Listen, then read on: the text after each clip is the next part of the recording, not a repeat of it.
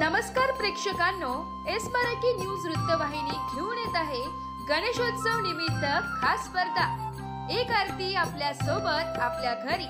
या स्पर्धेत आपणही सहभाग घेऊ शकता। सहभागी होण्यासाठी संपर्क साधा 9067778005। नमस्कार, मी गौरी सूर्यवंशी, एस मराठी मध्ये आपलं स्वागत। वळूया आजच्या बातमीकडे।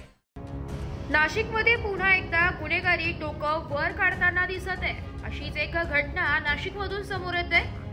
एका विधी संघर्षित बालकाने एका भिकाऱ्याच्या डोक्यात दगड घालून हत्या केल्याची बातमी समोर आली आहे।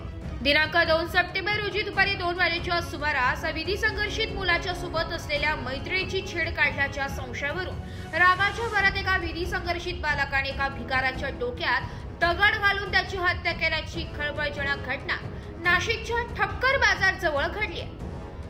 सूत्रांकडून मिळालेल्या माहितीनुसार एक विधी संघर्षित बालक आपल्या मैत्रिणीसोबत ठक्कर बाजार जवळील एका हॉटेल जवळ मैत्रिणीबरोबर उभा होता।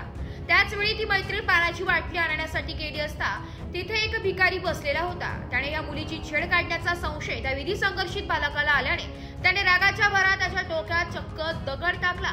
घटनेत त्या भिकाऱ्याचा जागीच मृत्यू झालाय। घटना घडताच काही वेळातच गुन्हे शाखा युनिट 1 चे वरिष्ठ पोलीस निरीक्षक मधुकर कट यांच्या मार्गदर्शनाखाली गुन्हे शाखा युनिट 1 च्या पथकाने त्या विधी संघर्षित बालकाला त्वरित ताब्यात घेतलाय। सरकारवाडा पोलीस घटनास्थळी दाखल झाले।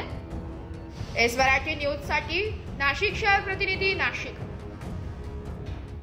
अशाच नवीन ताज्या घडामोडी जाणून घेण्यासाठी आमच्या एस मराठी न्यूज चॅनलला लाईक करा, शेअर करा, सबस्क्राइब करा आणि बेल आयकॉनला क्लिक करायला विसरू नका।